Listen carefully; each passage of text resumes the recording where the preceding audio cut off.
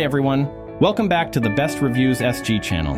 Today we're diving deep into my personal experience with the Bambu Lab A1 Combo, a 3D printer I now use daily.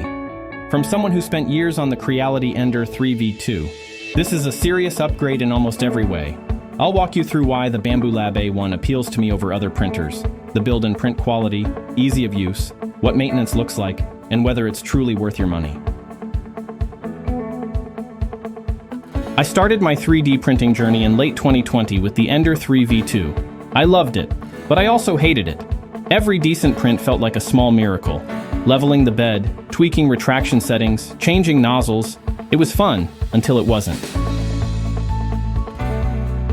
Fast forward to 2025 and everything changed when I stumbled upon a fantastic deal on the Bambu Lab A1 Combo during Shopee's 5/5 sale.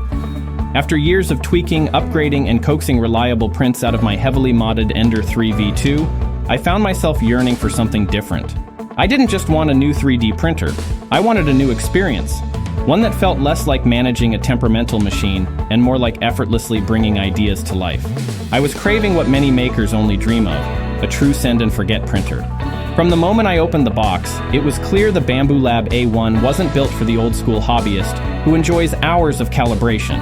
It was designed for the modern maker who values speed, reliability, and simplicity. Unlike the chaotic unboxing of my Ender 3v2, where components spilled out like a flat-pack furniture set with cryptic instructions, the A1 arrived nearly fully assembled. Everything, from screws to tools to spare parts, was individually packed, neatly arranged, and color-coded.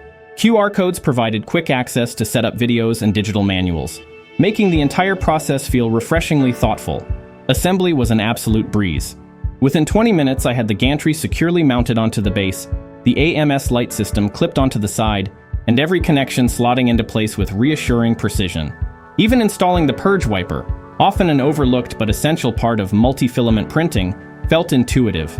The printed manual guided each step clearly, with zero guesswork involved. Every move felt deliberate and foolproof, like assembling a high-end kitchen appliance, rather than building a complex 3D printer kit. What struck me most, however, was the elegance of the assembly process. To access the neatly tucked-away cable ports underneath, I gently flipped the printer onto its side.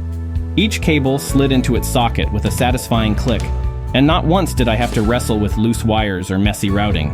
It was a small detail, but it spoke volumes about Bambu Lab's user-first design philosophy. For the first time, I felt like I wasn't preparing to fight my printer. I was simply setting it free to do its job. Before I could start printing, there was one final step to complete: binding my Bambu Lab A1 to the Bambu Lab MakerWorld Cloud Network.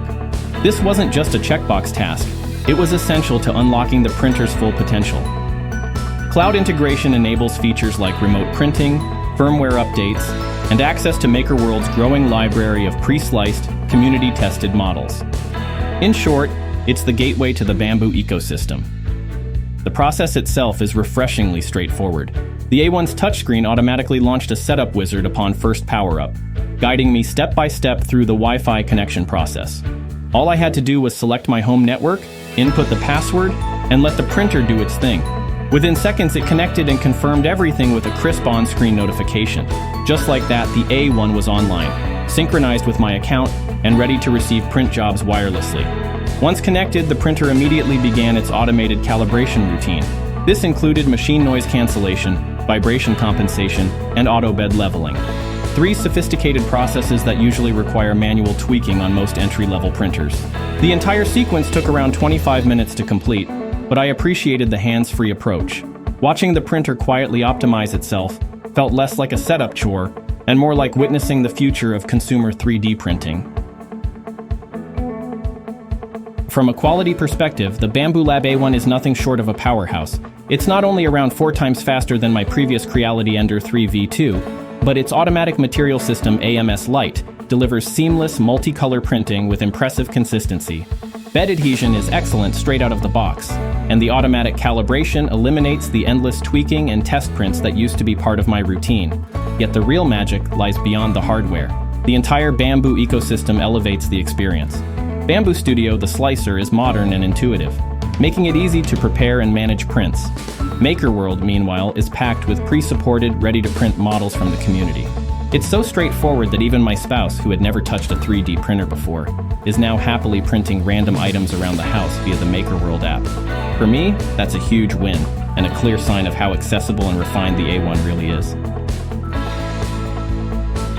After logging over 600 hours of print time on the Bambu Lab A1, I can confidently say that its upkeep is refreshingly minimal.